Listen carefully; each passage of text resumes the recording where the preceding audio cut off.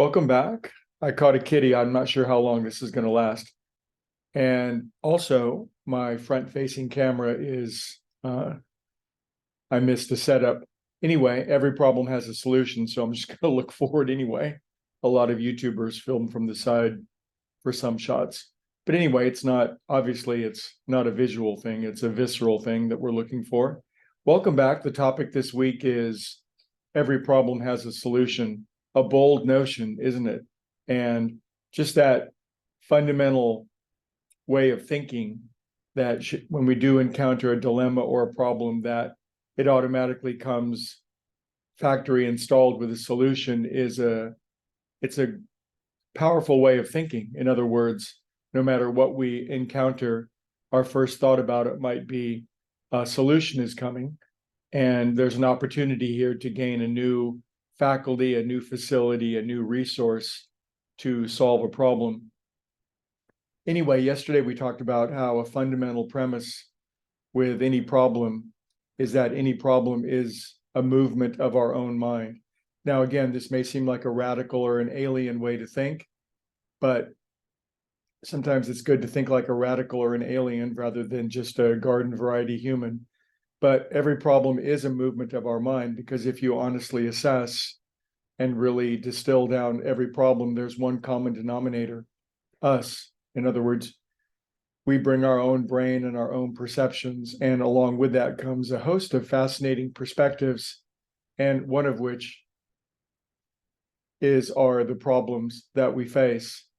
So what are you saying, Greg? What I'm saying is that in all cases, at the basis of all of our problems is our own unique stamp of consciousness that's creating the problem. Now, we might counter that and play devil's advocate and say, well, Greg, I think you're wrong, because I have problems that, they're really not of my own making. Someone I know is sick. I don't have enough money. I'm sick. Whatever it is, whatever the problem is, doesn't matter what the problem is, it's still associated with our own consciousness. And since it's movement of our own mind in a particular way, the way that most humans at this phase of our development on this planet, the way that most humans try to solve problems is by engaging them and struggling with them more. And I really love the analogy of a tornado. A tornado, if you think about it, is nothing but moving air. So if you're out in Kansas on a beautiful spring day and it's early in the morning and the sun has come up and it's just calm and peaceful and everything's cool and it's just the most beautiful thing, and then air begins to move, because in the springtime, the air comes in from the north and the air comes in from the south. They collide, and then something begins to happen. A turning begins to happen. A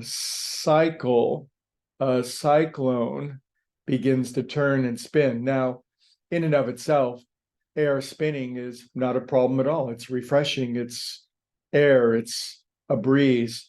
But as it gets wrapped up and gains more and more momentum, well, we see the pictures every year of what happens to towns in the Midwest when they're hit by a tornado. Now, to some degree, it's a perfect analogy for our own minds and the movement of our own minds.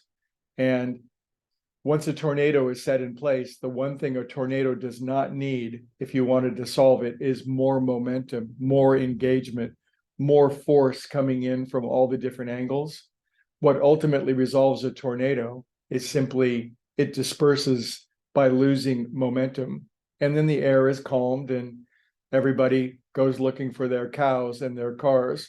We hope everybody's okay. Now, imagine our own mind as an occasional tornado, and imagine everyone else's mind as an occasional tornado as well.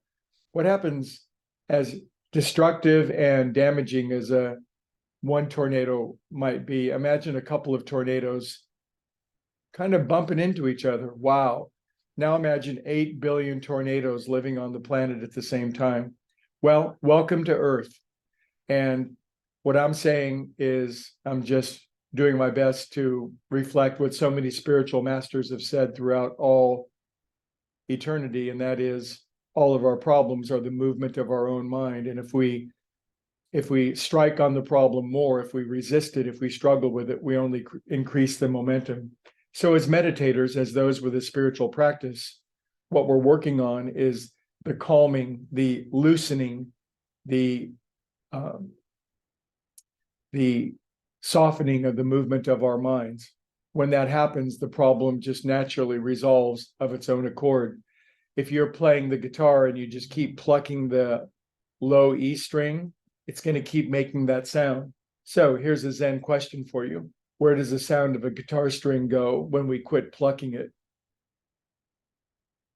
It resolves, it disappears. The problem, the sound is gone. Now we could keep plucking. And again, this is our sort of our default mode, is to, when we're in a problem, struggle, push, pour gasoline on it,